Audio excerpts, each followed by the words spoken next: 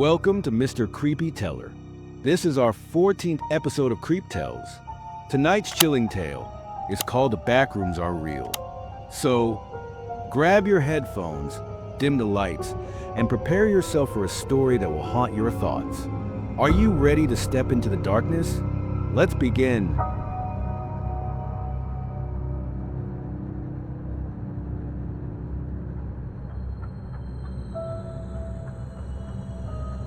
I always thought the Backrooms were just an urban legend, a creepy internet story that people told to give each other the chills. That was until I slipped through reality and found myself trapped inside them. It happened unexpectedly. I was walking through my office building, exhausted from another long shift. The fluorescent lights above flickered for just a moment, and I felt my footstep land on something softer than solid ground. The world around me seemed to stretch, distort, and then, in the blink of an eye, I was somewhere else. The air was stale. The sound of buzzing fluorescent lights filled my ears. I looked around and saw endless, yellowed walls covered in stained wallpaper. The floor was a grimy, damp carpet, and the entire space reeked of mold and something rotten. Panic set in. I ran, turning corner after corner, trying to find a door, a window, anything that could lead me back. But the hallways stretched on forever, each one looking exactly like the last. There were no signs, no exits, no way to tell if I was making progress or just walking in circles. Then I heard it, a low, wet shuffling sound, like something dragging across the carpet. It wasn't close, but it wasn't far either. My heart pounded as I pressed myself against a wall, listening. The sound came and went, fading into the static hum of the lights.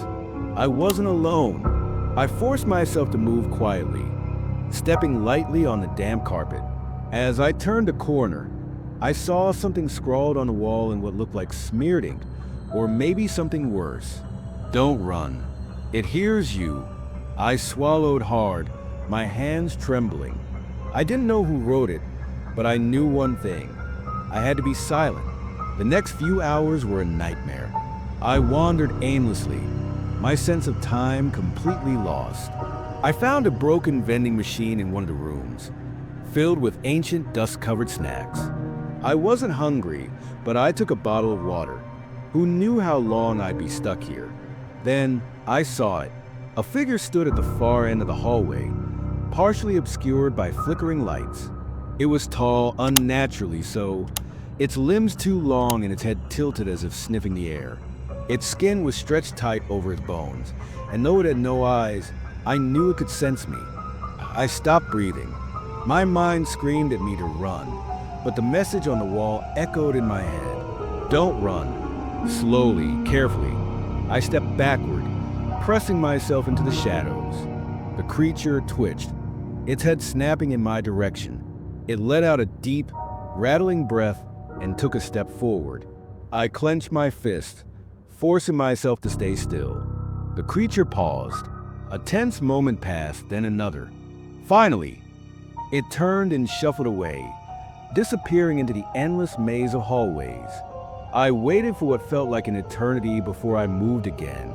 As I continued my search for an exit, I found more messages. Some were warnings, some were desperate pleas. Don't trust the voices. Not all doors lead back. It watches from the ceiling.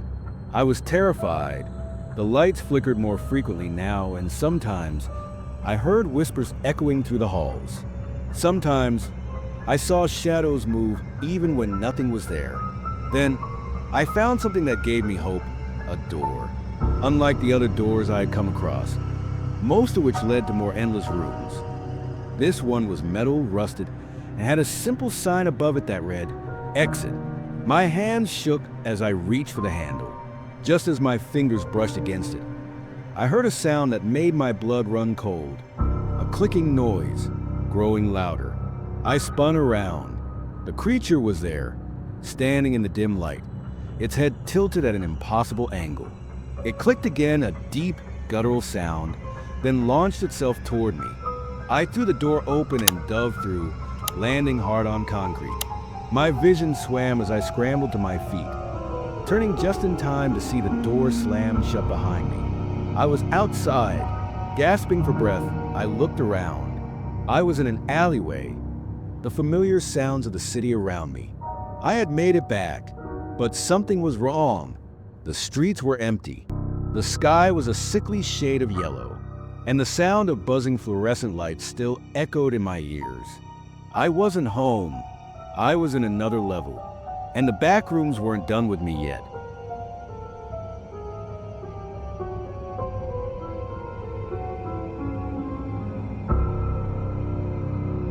If you enjoy listening to episodes like this, please consider liking, sharing, and subscribing to the channel. Your support helps us continue bringing you spine-chilling stories like these. Stay tuned, because even darker tales are just around the corner.